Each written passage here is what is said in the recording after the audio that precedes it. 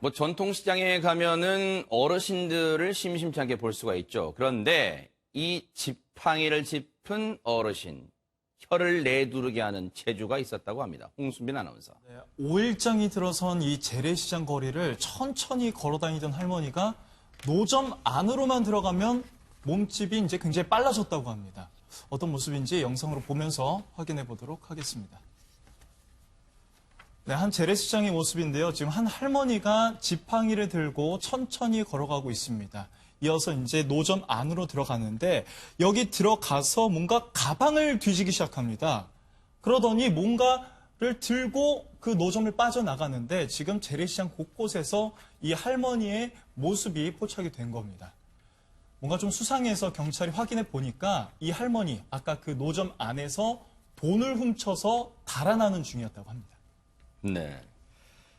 저 모습이 지금 곳곳에 찍혀 있는데 지금 저렇게 사람들이 많은 뭐 전통시장 한두 번쯤 많이 가보셨을 거예요. 그런데 정말 낮에도 그렇습니다만은 사람들이 발길로 북새통을 이루니까 정신이 없습니다. 오윤성 교수님, 저 모습이 남의 물건을 슬쩍 훔치는 그 범죄 현장이 좀 고스란히 찍혀 있네요, 지금. 그렇습니다. 지금 이제 저 할머니 같은 경우는 실제로 이제 그동안에 1963년부터 이 소매치기 또는 절도 범죄에 있다라고 합니다. 그런 어떤 그 범죄 경력이 있기 때문에 네. 지금 정가 22범이라고 그러고요. 세상에. 그리고 이제 누범이 겹쳐가지고 지금까지는 그 감옥 안에서 보낸 시간만 한 30여 년 정도 된다라고 하는데요. 지난 9월에 복역을 하고 난 이후에 이제 본인 얘기는 생활고에 시달려가지고 범행을 했다 이렇게 얘기를 하고 있습니다.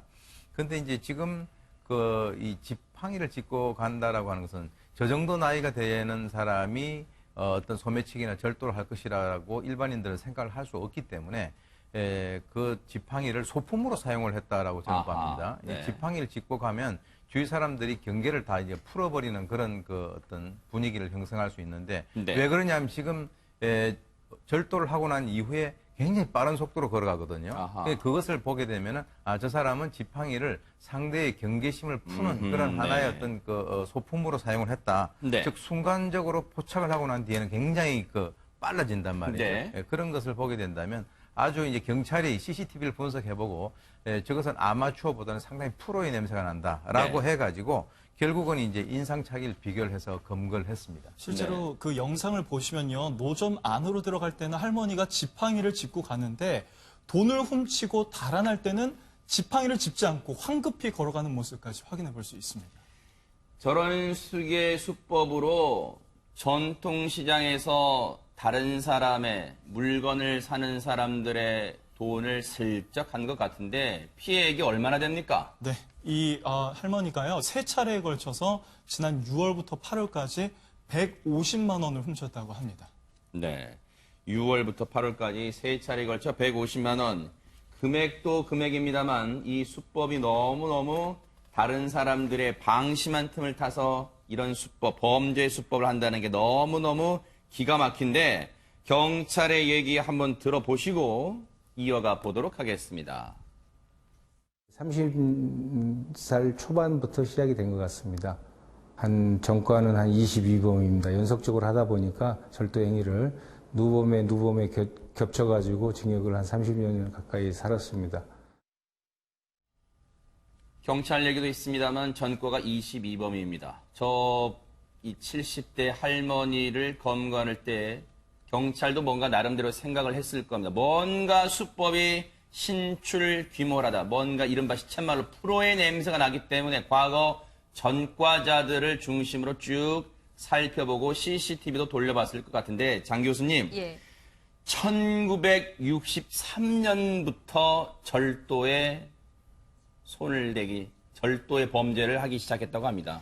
그때부터 시작됐지만 또 다르게 표현하자면 평생 절도를 해서 어쩌면 생계를 유지했다라고 봐도 될 것 같아요. 네. 생계를 유지했다라고 하기엔 너무 또 그 징역살이를 한 기간도 많았기 때문에 사실은 이분의 그러니까 70세라고 지금 말씀을 드렸잖아요. 되게 상당히 노령입니다.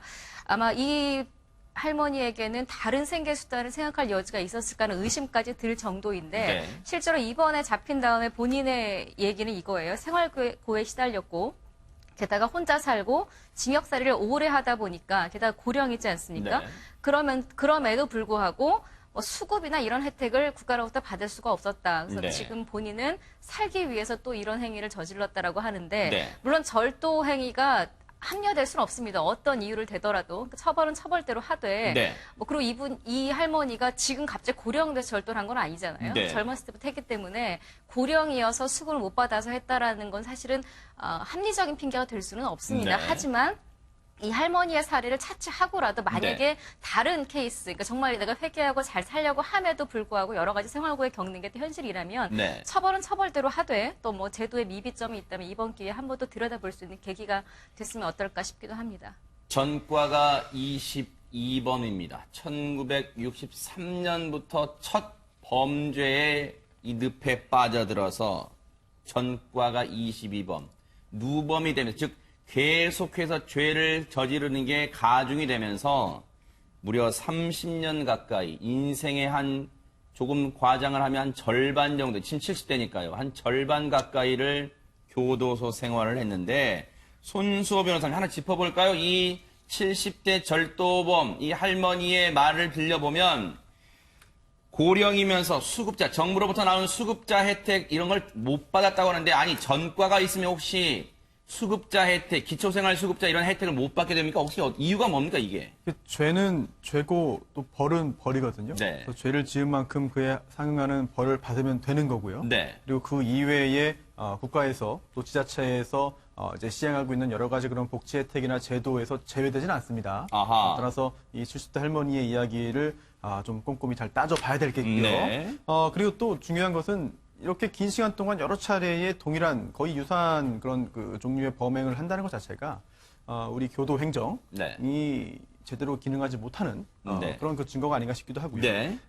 물론 사후적으로 그 응보 조치에 상응하는 그런 그 처벌을 함으로써 범죄를 예방하는 그 사후적 네. 추가적으로 발생하지 않도록 하는 것도 기능이 있겠습니다만 이제 예방하기 위해서는 과연 어떻게 조치를 해야 되느냐 이 부분 물론 수백 년 동안 근대 형법 체계에서 고민을 해왔지만 뚜렷한 정답이 없거든요. 그러네요. 그렇다면 이게 개인의 잘못인지 사회의 잘못인지 아니면 뭐 모두의 잘못도 아니고 좀 어쩔 수 없이 이런 일이 생기는 것인지 네. 형법학자들도 굉장히 많은 부분을 고민하고 있는 부분이기 네. 때문에 동일한 사례가 발생하지 않도록 좀 여러 가지 분야에서 여러 가지 각도로 노력을 해야 되는 그런 상황인 것 같습니다. 그런데 최명기 원장님, 물론 딱한 사정이 있는지는 경찰이 꼼꼼히 들여다봐야겠습니다만 다 어렵다고 이렇게 절도하지 않습니다. 남의 물건에 쉽게 손대서 그렇게 편하게 생활고를 이어가려고 하지 않아요. 그런데 지금 이 70대 할머니 얘기를 들어보면 자신은 범죄를 할 수밖에 없었다. 생활이 너무 어려웠다라고 말을 하는데 아니 제가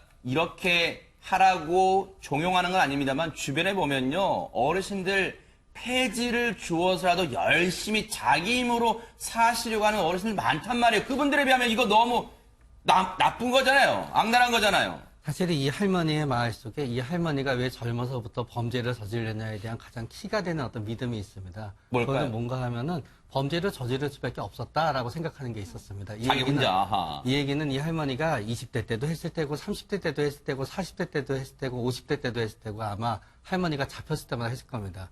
범죄를 저지르지 않았어야 하는데 잘못했습니다. 다른 방법을 찾아야 되겠다는 어떤 생각이 드는 게 아니라 본인이 범죄를 저지르고 나서 나는 범죄를 저지를 수밖에 없었다라고 하는 네. 합리화가 있기 때문에 네. 죄책감도 있을 수 없고 바뀔 수도 없었던 겁니다. 아하.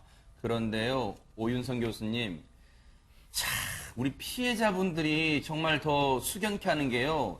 이 70대 절도 할머니의, 소매치기 할머니의 이 딱한 사정을 듣고 오히려 처벌하지 말아주세요. 선처를 호소하고 있답니다.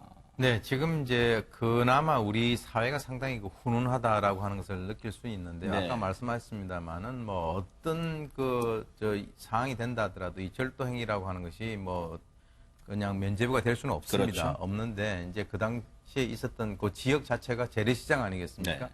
이 재래시장에 있는 그 상인들이 어떻게 보면은 훨씬 더 이제 좀 그 훈훈한 그런 것들이 있죠. 그러나 그것은 그것이고 지금 법은 법이기 때문에 그렇죠. 네. 경찰에서는 지금 이제 여죄 수사를 지금 현재 하고 있는 것이고요. 지금 드러난 것만 3회 정도 나왔지만은 150만 원 절도한 거 이외에도 또 다른 절도를 했을 가능성이 있다라고 하는 같아요. 것이고요. 네. 특히 이제 이번에 그 명절을 앞두고 이제 시장에 이런 일들이 이제 많이 있을 거라고 예상이 됩니다. 그러면 다음 주가 추석이네요, 이제 보니까요. 예, 22일부터 이제 추석 명절이 시작이 되는데 네. 지금 이제 특히 그 재래시장 같은 경우는 사람들이 많이 모이고요. 또 네. 특히 이제 그 현금 거래가 많이 이루어진다라고 하는 그런 어떤 그 취약점이 있습니다. 네. 그렇기 때문에 재래시장이라든가 이쪽을 찾으시는 그 우리 그 일반 시민분들은 이번에 이런 사건을 계기로 해가지고 추가적인 피해를 당하지 않도록 본인들이 스스로 좀 조심을 하시는 것이 굉장히 중요하다 이렇게 저는 그러니까요. 봅니다. 어쨌든 전통시장에 이제 장을 보러 많이 나가실 거예요. 명절 준비하셔야 되니까요. 그렇지만 꼭 이 핸드백은 자신의 품 안쪽으로 매는 그런 개인적으로도 예방하는 방법도 한번 이 생각을 해보시기 바랍니다. 우리가 국정농단 수사 때 그렇게도 많이 들었던 비선실세라는 말 기억하실 겁니다. 그런데 이 비선실세란 말이 다시 느닷없이 나오고 있습니다. 손수호 변호사님. 네, 제2의 비선 실세가 존재했는데요. 아하. 사실 알고 보니까 진짜 비선 실세는 아니고 자칭 비선 실세였습니다. 아, 짝퉁이었어요? 네, 내가 비선 실세다. 네. 라고 이야기하고 자신있게 다른 사람을 속였지만 알고 보니 정말 비선 실세는 아니었는데요. 아하. 네, 하지만 어떤 수법으로 어떤 이익을 취했고 누가 피해를 받는지 구체적으로 살펴보니까 더 황당합니다. 아, 그래요? 네. 이 가해자가 그 2013년 6월부터요. 2016년 11월까지 이렇게 말을 한 거예요. 나는 박근혜 대통령의 비선 실세다. 아. 청와대 비서관에 임명되도록 해주겠다. 하하. 라고 이제 호언장담하면서 돈을 받아 가로챘는데요. 네. 그렇게 받아 가로챈 돈이 2억 원에 가깝습니다. 세상에. 1억 9천 60만 원인데 아하. 이게 피해자가 네. 이게 대학 교수입니다. 아이고. 네, 이 60대 여성이 3년 동안 대학 교수를 이제 속이면서 돈을 갈취해 온 건데요. 네. 이제 그 명목도 굉장히 구체적이고 좀 흥미롭습니다. 아하. 이게 그 비선실세 실제 그 국정농단 사건을 미리 예견하기라도 한 것처럼 네. 이제 대통령 명절 선물비, 네. 또 의상비, 네. 또 해외 순방 경비 명목을 아하. 좀 들면서요. 네. 무려 127차례에 걸쳐가지고 돈을 뜯어냈는데요. 네. 구체적으로 청와대 차관급 비서관 임용을 약속하면서 네. 2억 원에 가까운 금액을 아하. 이제 뜯어낸 그런 네. 사기 사건입니다. 아니, 그러면 장희영 교수님. 예. 아니, 보통 내가 박근혜 대통령의 비선 실세다. 이 말만 믿고 뭘 하진 않을 거 아니에요. 뭔가 좀 그쪽에서 깜쪽까지 속아 넘어가게 뭐 행동을 한다거나 아니면 뭐 구체적인 정황을 얘기한다. 뭐 그렇게 했을 거 아닙니까? 어떻게 속인 거예요? 일단은 본인이 박근혜 전 대통령의 김장도 해주는 사이다. 근데 사실은 이 얘기가 지금 우리가 이게 그러니까요. 사기인 줄 알고 들으면 이야. 웃음이 나오지만 네. 실제로 또 이런 일들이 우리가 밝혀져서 황당했던 경험이 있잖아요. 그러니까요. 아마도 이 아. 여성은 그런 것들을 뭐 정보를 통해 얻었는지 어째 좀 알고 있었던 사람 같은데 심지어는 당시에 우리 뭐 최고의 실세라고 했던 김기춘 비서실장과도 자기가 친하다. 그리고 이제 그분 앞에서 이제 피해를 당한 교수 앞에서 그냥 전화 통화를 하면서 나는 지금 누가 통화하고 있다. 청와대 관계자다라는 식으로 여러 가지를 했고 네. 지나고 나니까 이 당한 교수는 도대체 얼마나 어리석어서 당했을 것일까라고 생각도 듭니다만 네. 한편으로는 씁쓸한 우리의 이면인 것이 이렇게 지식인이나 사회적으로 어느 정도 지위에 있는 분들도 속을 정도로 어쩌면 우리 사회가 네. 대통령의 비선 실세가 존재할 거야라는 걸 막연히 아마 암묵적으로 인식하고 있었던 아하. 아마 그 과거가 우리 아픈 과거가 아닐까 하는 생각도 네. 한편으로는 듭니다. 하지만 네. 어쨌든 일반적인 사람을 속일 수 있었던 일반적이지 않은 사기꾼이다라고 한마디로 정의할 수가 있을 것 네. 같습니다. 이 사람이요, 이 사기 행각을 벌인 사람이, 비선실 사칭한 사람이요, 이게 활동이라는 표현이 좀 그렇습니다만, 2013년 6월, 그러니까 이 당시에는 지금 구속송환되어 있는 박근혜 전 대통령이 실제 재임을 하던 기간이에요. 2013년 6월부터 2016년 11월까지. 대박 사건입니다. 2016년 11월이면 정말 국정농단이 거의 이제 막 시작될 때 그때 아닙니까? 수사가? 이야, 거기가 3년 5개월간 뭐라고 했냐? 나 박 전 대통령 김장해주는 사람이에요. 이렇게 하면서 막 접근하면서 청와대 비서관도 내가 말만 잘하면 시켜줄 수 있습니다. 누구누구 교수님 이렇게 접근을 했다는데 최명규 원장님 앞서 우리 장영 교수님도 지적하셨지만 이 말이 너무 간다는 게 믿기지가 않습니다. 이 넘어가기 위해서는 또 이 피해자인 분은 결국 이 관계를 이용해서 본인도 얻고자 하는 게 있었던 것 같아요. 아, 그렇기 때문에 뭔가 본인이 청와대 비서관이라든가 지위를 얻고 싶어 했던 것 같고 그 지위를 갖다 얻는 데 있어서는 이 네. 방법이 유효하다고 생각했고 아하. 결국은 그 지위를 얻고자 하는 그 갈망을 갖다 네. 이 범죄 피의자가 네. 피해자한테 이용을 갖다 한 거죠. 아하. 당시 나는 새도 떨어뜨린다는 실세로 불렸다는 김기춘 비서실장도 오라버니라고 불러요. 라고 말을 하니까 진짜십니까? 대단하십니다. 아마 그랬을 수도 있겠죠? 그렇게 해서 감쪽같이 그 대학 교수를 속여서 여러 차례 걸쳐서 1억 9,060만 원 이렇게 돈을 대통령 명절 선물 드려야 돼요. 의상비 드려야 돼요. 해외 순방 경비가 필요해요. 대통령이 나라 돈으로 가는데 왜 필요할까라고 궁금증 가졌을 마음도 한데 어쨌든 돈을 줬다고 합니다. 그런데 사기 행각이요. 손수 변호사님. 네. 대통령과 친하다고 말하는 게 아니라 또 다른 사기 행각도 있다면서요, 이 사람의. 그렇습니다. 박근혜 전 대통령 비선실세 행세뿐만 아니고요. 네. 그 전에도 있습니다. 있어요, 또 전에도. 네. 전두환 전 대통령의 정치자금. 이게 참 굉장히 자주 발생해요. 이게 뭐냐면.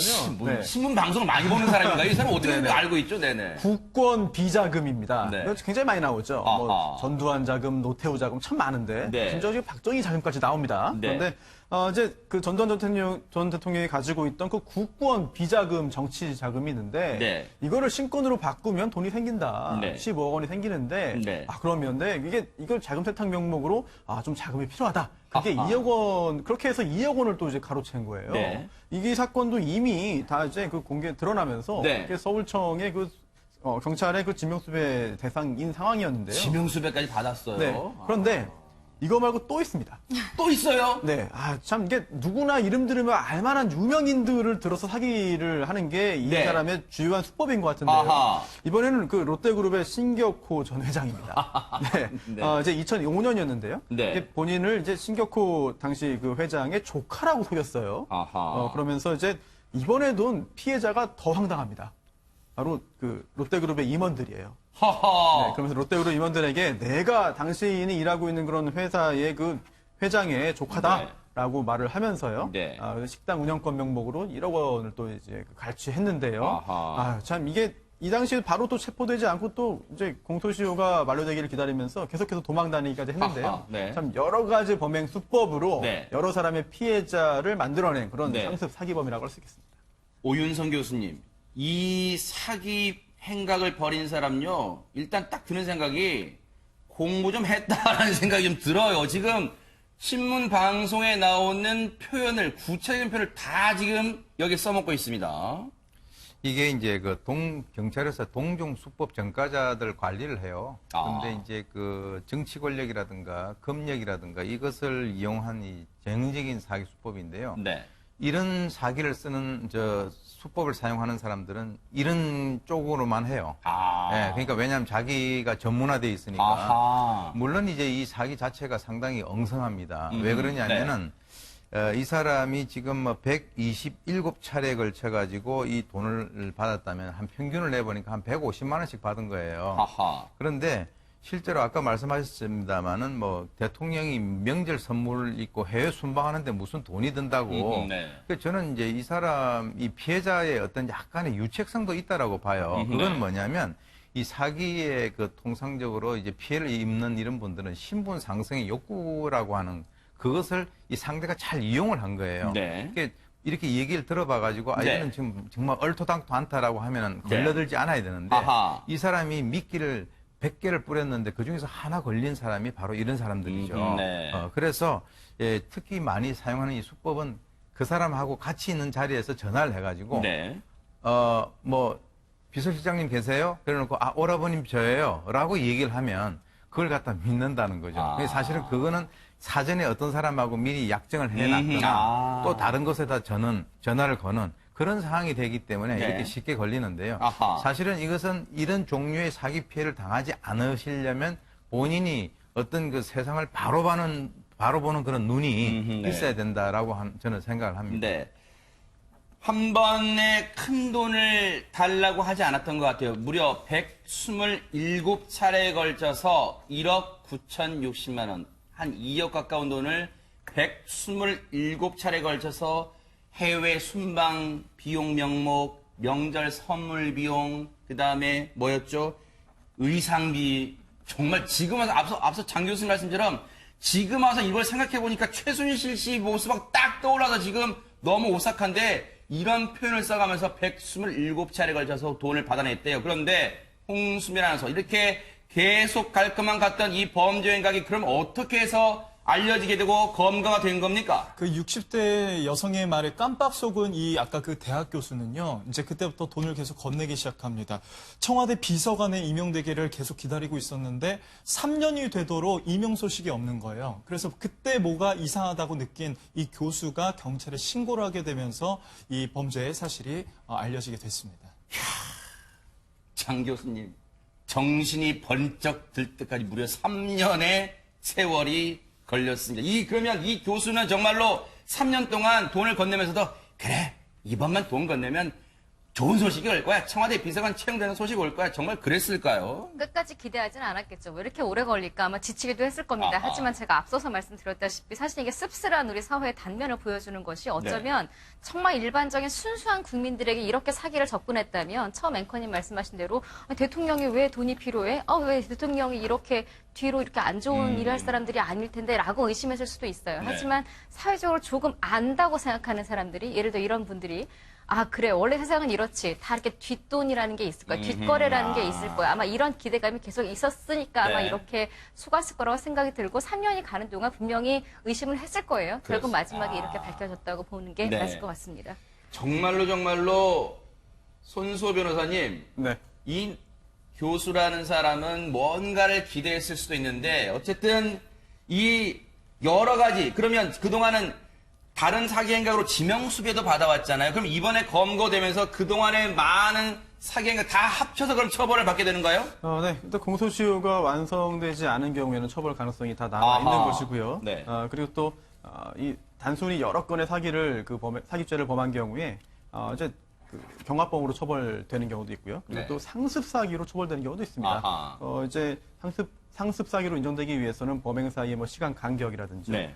기타 그 요소들을 통해서 범행의 습벽이 인정돼야 되는데 네. 굉장히 긴 시간에 걸쳐서 그 범행이 이제 벌어졌다는 점 네. 등을 아주 수사기관과 이제 사법부에서 좀 고려를 해야 될 것 같습니다. 네. 그리고 또 아까 그 전화 통화 얘기 나왔잖아요. 네네. 속이는 수법 중에 뭐 갑자기 중요한 사람하고 전화하는 것처럼 하면서 이렇게 또 가끔가다 또 전화도 바꿔주기도 합니다. 뭐 미리 다른 사람 그래요? 공범이 있는 경우죠. 아. 네, 그런데 전화뿐만 아니더라도 더 간단하게 이제 명함을 활용하는 경우도 많이 있어요. 아하. 그래서 굉장히 다양한 사람, 주요한 사람들이 명함을 계속 보여주면서 현혹시키는 건데요. 네. 그 명함을 어떤 경위로 받았는지 다 확인이 안 되는 거예요. 아하. 또 실제로 그 명함이 진짜 명함인지도 모릅니다. 명함은 그냥 만들면 되는 거거든요. 네, 그렇기 때문에 그러네요. 뭐 전화 통화, 명함 이런 걸 헷갈리면 안 되겠고요. 네. 그리고 또 청와대 비서관 임용을 수년 동안 기다릴 정도라면 과연 이 비선 실세를 자초하는 사람이 실제로 있는 사람인지 정도를 확인할 만한 그런 그 루트는 필요한데 네. 그런 것도 없이 마냥 기다렸다는 점도 굉장히 그러니까요. 이해합니다. 그런데 최명규 원장님, 이 사람이 구속이 됐는데도 아직도 정신 못 차린 것 같아요. 뭐라 그러냐면 보세요. 받은 돈을 모두 당시 청와대 비서관에게 줬답니다. 와, 정말 대단합니다. 아직까지 이런 말을 하고 있네요. 그래서 해당 교수를 비서관으로 임용시켜 줄 수 있었지만 높은 분에게 누를 끼칠 수 없어서 임용을 미뤄왔대요. 와, 정말 대박입니다, 정말. 그러니까 이분은 진실을 얘기하는 것보다 거짓말을 얘기하는 게 더 편한 거예요. 아하. 그렇기 때문에 신분 사기를 하는 분들도 보면은 어떤 분은 굉장히 불쌍한 병자 역으로 신분 사기하는 분은 계속 그것만 해요. 그분이 갑자기 내가 VIP를 한다고 신분 사기하지 않고요. 네. 이분은 VIP에 대한 동경이 있고 이 범죄자는 네. 그거를 통해서 본인의 이제 신분 사기를 하는 거고 네. 그런 다음에 계속 일관되게 나가는 거예요. 아마 교도소에 들어가서도 아마 다른 재소자들을 갖다 상대로 해서 계속 자기가 VIP인데 음모에 의해서 들어왔다 그러면서 다음에 신분 사기를 갖다 계획할 거예요. 네. 이러다 보니까 또 교도소가 또 교화 능력 계속해서 의구심이 드는 이유인데 어쨌든 이번에 반성할지나 모르겠습니다.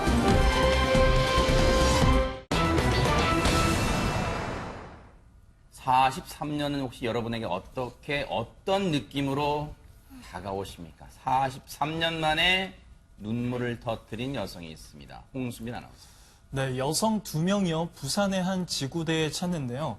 이 중 한 여성은 한국말은 좀 서툴지만 경찰에게 간절한 눈빛을 보냈다고 합니다. 당시의 모습을 확인해 보도록 하겠습니다. 네, 지금 여성 2명이 경찰 지구대로 들어가고 있는 모습을 볼 수 있습니다. 앞서 나가고 있는 여성, 뒤에 있는 여성은요, 영국에서 온 여성이라고 하는데 43년 전 은인을 찾겠다면서 영국에서 한국으로 직접 찾아온 겁니다. 아하. 지금 저곳이 지구대란 말이죠. 경찰 그렇습니다. 지구대입니다. 그런데 저 두 사람이 지구대에 들어와서 사람을 찾아주세요. 이렇게 경찰에게 얘기를 하고 있습니다. 그리고 무려 43년 전에 헤어지게 된 사람을 찾아달라. 글쎄요. 장희영 교수님, 예. 경찰이 일단 저 얘기를 듣고 나서 약간은 당황했을 것도 같아요. 아니, 넉 달 전 사람 찾기도 힘든데 요즘 43년 전에 헤어진 사람을 찾아달라. 일단 경찰이 조금 적잖이 당황했을 법도 합니다. 이례적인 일이기도 하니까요. 네. 당연히 말씀하신 대로 경찰은 당황했을 것도 같고 또 한편으로는 얼마나 간절했으면 아하. 이라는 감동을 받았을 수도 있을 것 같아요. 네네. 아마도 또 그런 마음으로 더 적극적으로 찾아주지 않았을까 하는 생각도 들고요. 네네. 지금 말씀하신 대로 43년이면은 뭐 거의 제 나이 비슷한 만큼의 기간이 흘렀습니다. 네네. 그 아이를 그러니까 정말 버려진 아이, 다시 말하면 내 아이, 나와 아무 상관없는 그냥 누구 아이인지도 모르는 아이예요. 이 아이를 그냥 뭐 어디 아무데나 갖다 보육원에 맡긴 것이 아니라 돌보다가 이렇게 입양까지 보내고 이런 절차를 한 이제 그 분도 사실은 상당히 훌륭하지만 또 이분의 어떤 그런 사랑 때문인지 이 아이도 지금 물론 이제 40대가 됐으니까 아이는 아닙니다만 상당히 또 훌륭하게 자란 것 같습니다. 그걸 네. 그냥 어쩌면 나를 낳아서 버린 부모를 원망하면서 지냈을 아이들도 있을 수 있는데 아하. 오히려 그 부모에 대한 원망보다는 나를 그렇게 중간에 이렇게 살려주고 입양까지 보내준 분에 대한 이 은혜를 갚기 위해서 이렇게 영국에서 여기까지 찾아온 이 사람도 사실은 또 그 마음이 좀 감동적이기도 하고요. 아마 아하. 이런 것들이 오늘의 이 사건을 만들고 우리가 지금 이 사연을 다루고 있지 않나 하는 생각도 네. 드네요. 당시 앞서 보신 것처럼 지구대를 찾아온 2명의 여성은요, 영국 국적의, 앞서 홍수민 아나운서 설명처럼 영국 국적의 조순희 씨입니다. 이제는 어느덧 앞서 그 어릴 때 사진에서요, 정말 43년의 세월이 훌쩍 지나갔습니다.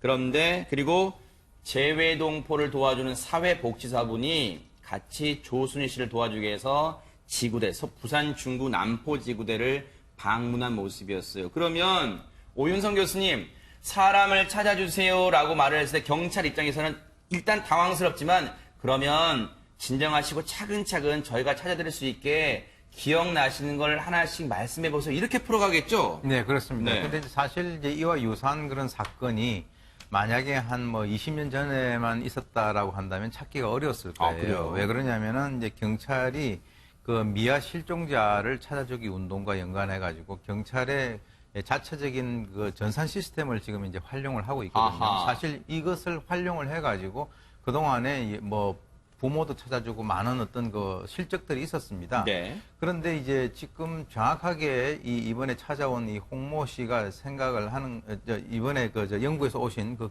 그분이 조순희 씨가, 조순희 씨가 예. 생각을 하는 거는 그 당시에 자기는 어떤 그 입양되기 전에 누구 도움을 받아가지고 그리고 영국까지 입양을 시켜줬다라고 하는 그 사실만 알고 온 거거든요. 그러면서 이제 가지고 온 것이 입양 당시에 있어서의 그 서류. 네. 그리고 또 이제 거기에 보게 되면 이렇게 기록을 하게 돼 있는데요. 네. 거기에 자신을 데려간 그 여성이 바로 홍씨성을 가진 아. 34살 먹은 여성이다라고 네. 하는 것을 이제 알게 됐는데 네. 이번에 이제 그 조사를 하면서 다행스럽게 이분이 이제 그 기간 동안에 사망을 하시든가 또는 다른데 아주 이사를 갔다라고 한다면 좀 더 시간이 많이 걸리든가 불가능했을 텐데요. 아하. 그분이 멀리 가지 않으시고 그 근처에 살고 계셨다는 거예요. 네. 그래서 이제 그분을 만나서 이제 그 실제로 확인을 해보니까 아, 43년 전에 누군가가 초인종 벨소리를 누르고 난 뒤에 나가보니까 애가 있었고 울고 있었더라. 야. 그래서 이제 그 안에 있는 그 바구니에 아기와 쪽지가 있어가지고 자기가 봤을 때는 그 아이가 상당히 피부도 하얗고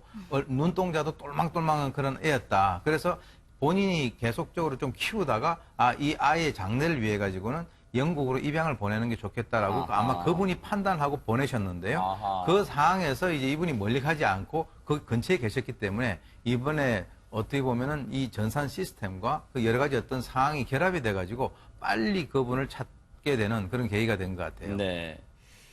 사실 태어난 지 여러분 말이 쉽지요. 저희가 진짜 이 말이니까 이렇게 쉽게 얘기를 하죠. 태어난 지 6개월 만에 아직도 엄마 품이 한창 엄마 품에서 안겨 있어야 할 6개월 된 당시 조순희 씨가 길바닥에 버려져 있었습니다. 그런데 누군가가 자신을 데려가서 보살펴준 그 얘기를 43년 동안 계속 가슴 속에 묻고 잊지 않고 있었던 거예요. 조순희 씨는. 정말로 최명규 원장님 43년 동안 그 뭐랄까요 자신을 지금까지 잊게 해준 그 홍모 씨라는 분에 대한 은혜를 잊지 않고 있었던 것 같습니다. 네.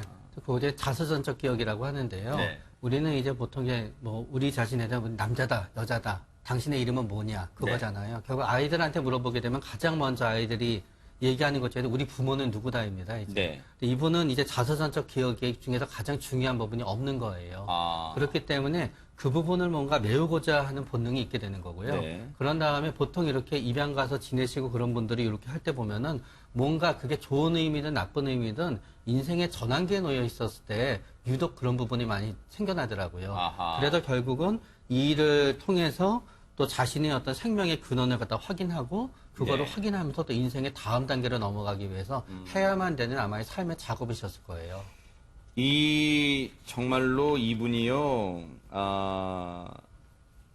해외로 입양되기 전까지, 글쎄요, 어느 정도 기간이었을까요? 정말 짧으면 짧다, 길면 길다고 할 수 있겠지만, 정말 사랑과 정성으로 이 조순희 씨를 품에 안고, 키워주셨기 때문에 또 해외로 물론 아픔이지만요. 해외로 입양된 아픔이지만, 그래도 건강하게 무럭무럭 자라서 43년 뒤에 대한민국 땅에 와서 제발 그분을 다시 만나고 싶어요 하는 말을 할 수 있게 되는데 이렇게 만나고 싶어하는 홍모 씨를 홍수빈 아나운서 찾게 됐습니까 결국은? 맞습니다. 경찰이요 인근에 이제 시장 근처를 찾았는데 그 은인이 아직도 이 인근에 살고 계시다는 사실을 세상에. 확인을 합니다. 정말로 그래서 정말 인연은 인연이었나 봐요. 6시간 만에 이렇게 보시는 것처럼 은인을 찾았습니다. 바로 옆에 계신 조순희 씨가 지금 왼쪽에 세 번째 분이 조순희 씨고 그 옆에 계신 분이 은인입니다. 은인이시군요. 그리고 오른쪽에 계신 분이 사회복지사인데 이날 통역을 이렇게 담당하시면서 그동안에 있었던 일을 이렇게 주고받았다고 하네요. 아하, 정말로 글쎄 43년의 세월 장 교수님 네. 말로서는 일단은 저 손은 잡고 있지만 서먹서먹함이 아니라 먹먹해서 뭔가 가슴이 먹먹해가지고 어떤 말부터 꺼내야 할지 모를 것 같다는 생각도 듭니다 지금. 맞아요. 저 영국에서 온 여성은 여성대로 이 만나는 날을 얼마나 기다리면서 왔겠습니까? 그러니까요. 이 아마 보낸 저분은 지금 70대라고 하는데 또 상하게 얼굴도 동안이시네요. 보니까 표정도 좋으시고요. 네. 저분도 아마 본인이 그 기억을 짧으면 짧은 시간이었는데 75년에 만나서 43년 세월이 지났으니까 아마 1년이 좀 안 되는 시간을 이 아이를 키우다가 보낸 것 같아요. 아하. 그래도 그 시간이 얼마나 소중했으면 얼마나 얼굴이 완전 다른 어른이 나타났을 거 아니겠습니까? 그럼에도 불구하고 그 눈빛에서 바로 알아봤다고 해요. 그러니까 네. 이상가족만 해도 우리가 가족이 진짜인지 아닌지 이렇게 확인을 해야 되는데 이분들은 경찰들 말에 의하면 말은 안 통하더라도 잡은 손길에서 이미 진심이 느껴졌다. 네. 그리고 이 조 씨 같은 경우에는 이 70대 이제 할머니에게 당신 덕분에 내가 이렇게 잘할 수 있었다라는 감사의 마음을 네. 정말 진심 어리게 전했다고 하고요. 네. 제가 앞서서 이 아이를 영국까지 입양 보내준 이 홍 씨 그리고 이 자신을 보내준 이분을 찾아서 온 조 씨 두 분이 다 훈훈하다라는 말씀을 드렸는데 또 한 분 전 또 이 기적적인 스토리에서 중요한 분이 영국의 부모였던 것 같아요. 아, 이 모든 것들이 그러니까요. 맞았기 때문에 물론 이 43세 여성은 낳아준 부모에게는 어떤 연유에서인지 버려졌지만 그 이후에 만난 인연들이 지금의 이 훌륭한 그러니까요. 여성을 만들지 않았을까 생각이 들고 네. 우리가 사진으로 봐도 왜 사람이 풍기는 어떤 이런 것들이 있잖아요. 그렇죠, 상당히 참 여유 있고 잘 정말 그러니까 나이가 저랑 같네요. 잘 네. 참 예, 성인 됐다는 생각이 듭니다. 일단 옆에 그 70대 너무 젊어 보이시는데요. 그러니까요. 아마 이 온화한 마음, 사랑을 가지고 계시니까 저렇게 곱게 나이가 드시는 것 같아요. 정말로 은인을 만난 조순희 씨의 감동적인 목소리 한번 들어보시고 이어가 보도록 하겠습니다. For me, it was such a special moment that I'll treasure forever. Just being able to give this lady a hug and look in her face and say thank you. And 그런데 오윤성 교수님, 이 조순희 씨에게는 이제 더 큰 뭐랄까요 숙제, 인생의 숙제가 있을 것 같습니다. 저렇게 자신이 해외로 입양되기 전까지 지극정성 보살펴주는 은인은 만났습니다만 더 나아가서 친부모를 만나고 싶은 마음도 있을 거 아니에요. 이제 사실 이제 조순희 씨가 한국에 오게 된 것은 이제 그 과정을 통해 가지고 최종적인 목적은 자기 그 부모를 만나고 싶어하는 그런 마음이 있지 않았는가 생각이 됩니다. 우리가 이제 통상 그 뿌리 찾기라 그러지 않습니까? 그래서 자기는 자기를 낳아준 그 어머니 또는 아버지가 어떤 사람인가라고 하는 것에 대해서 굉장히 그 궁금해하는 그런 마음이 있었을 거예요. 그런데 지금 이제 좀 불행하게도 친부모에 관련돼 있는 정보는 현재 아무것도 없는 그런 상황인데요. 네. 이제 유일하게 그 친부모가 그 아까 그 이 바구니에 아기를 담아가지고 거기에다가 놓을 때 이 사진하고 그 다음에 이제 여러 가지 어떤 그 쪽지라든가 이런 뭐 정보 같은 것들이 있었을 거라고 저는 아하. 보는데. 지금 이제 조순희 씨 같은 경우가 어렸을 때 찍었던 그 사진이 있는데요. 아마 저 사진이 공개가 되면은 이 부모라고 하면은 자기 자식을 금방 이렇게 알아볼 수가 있거든요.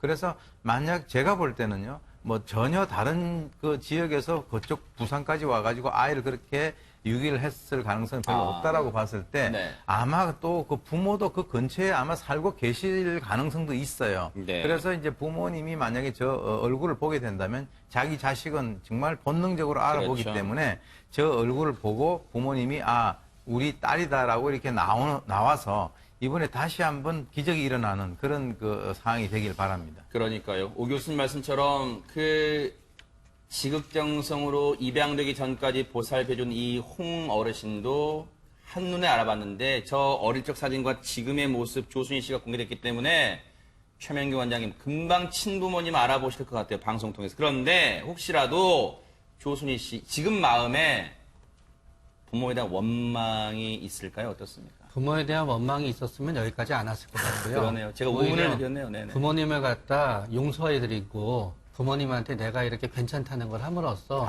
또 부모님을 용서하고 또 자기 스스로의 삶에서도 뭔가 그러니까요. 더 안정점을 찾고자 하시는 것 같아요. 네. 조순희 씨 정말 친부모님 찾게 되면요. 다시 한번 뉴스파이터에 연락을 주세요. 저희가 따뜻하게 감동의 사연 전해드리도록 하겠습니다.